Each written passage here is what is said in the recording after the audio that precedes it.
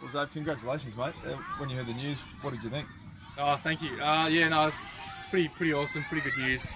Chief brought me in and told me pretty much early in the morning that I'd won it, and there was, had a good smile across my face. So, yeah, I was really happy with it, and it's good to get a reward for a bit of hard work across the last couple of years and pre-season. So, can you talk us through your first 6 weeks as an AFL footballer? I mean, you and the other two young guys you were drafted with, you've had significant impact. Yeah, that's all the three boys, and as Drury as well. We've all had a massive impact. So, for us boys to come in and do what we've done, it's been really good. So hopefully we can just keep that up throughout the year, and it'll be really great achievement. But yeah, the boys have done really well in the recruiting department, and hopefully we just make them proud and keep doing some good stuff.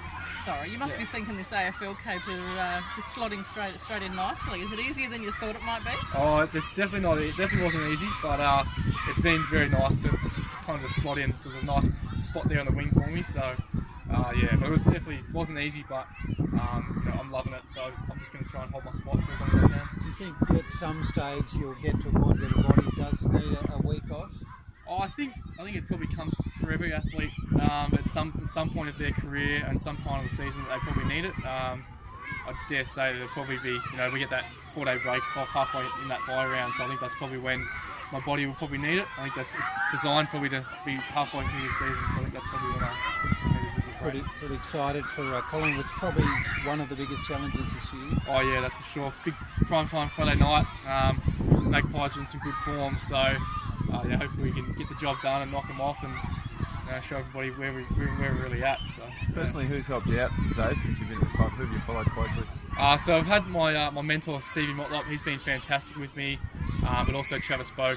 I'll try and model myself off as much as I can off him because he's been fantastic as well. But Stevie's also been fantastic. He tells me, tuck the ball under my arm and take the game on, which is what he does. And so I think that's been really beneficial for me, is just to take the game on and leave nothing else out there. But then Boki as well, he's been fantastic with the way that he prepares and trains. He's always the last one off the track, and he's just a fantastic player on and off the ground. So you came up against the bloke that you, in theory, replaced last week, Jared Pollock. Was there any sort of nerves? I mean, it was a pretty big role. He did a great job for the Power, Jared. Was there any nerves from your point of view taking that role over? I don't think there was anything I thought about too much.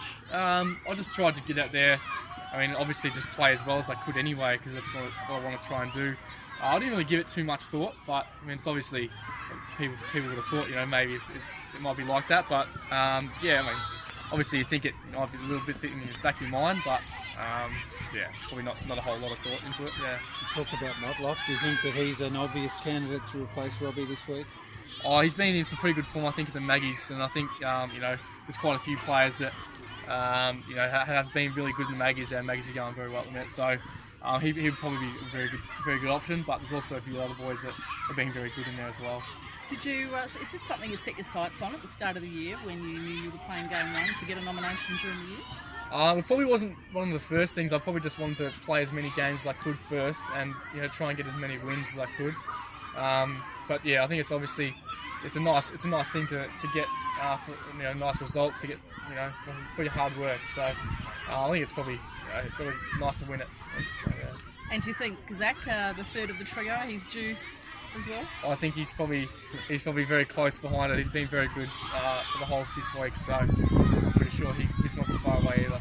They have an unusual sort of preparation and background for you. Can you talk us through your mum's influence on your development as a young footballer and how it helps? Yeah, so my mum was a dance teacher, has been for most of her life, and yeah, I did dance for 16 years or something like that. So I did it for a long time. It was good fun, but obviously not doing it now. But it did help me prepare me very well for footy now, with balancing, stretching, and flexibility, etc. So what sort of dancing was it? Lots of them. So I had jazz, tap, ballet, hip-hop, all kinds.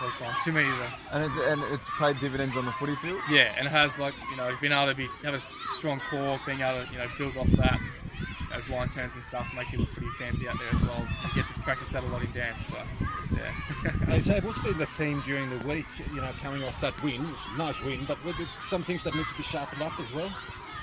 Things are probably sharpened up. We let North Melbourne probably come back in the game.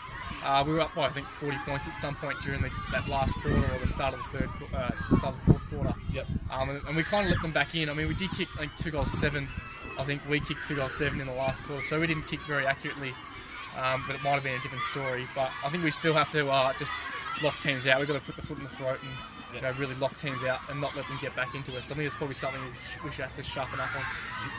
Will you keep the bow and arrow celebration, mate? Or are you working on something different? A lot of people seem to like it, so I might just keep that going, yeah.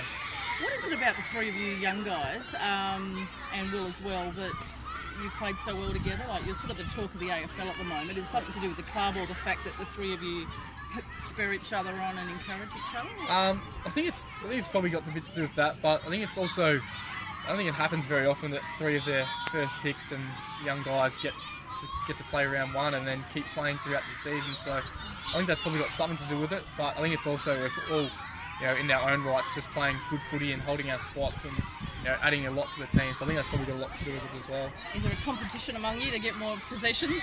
Oh, there's a bit of pride riding on it. So we like to talk a little bit of smack throughout the week, but usually it's how many tackles we have. Whoever has the least amount of tackles usually has to lunch or something like that. So we've got to try and make sure we tackle. So the three of you are pretty tight off the field as well? Yeah, it's pretty good chemistry going off the ground and stuff as well, which is good. So we'll try and keep that going as much as we can. What's the pass mark for tackles per game? It's whoever. You have to have at least one, but whoever has the least usually, you're in trouble. So. Okay.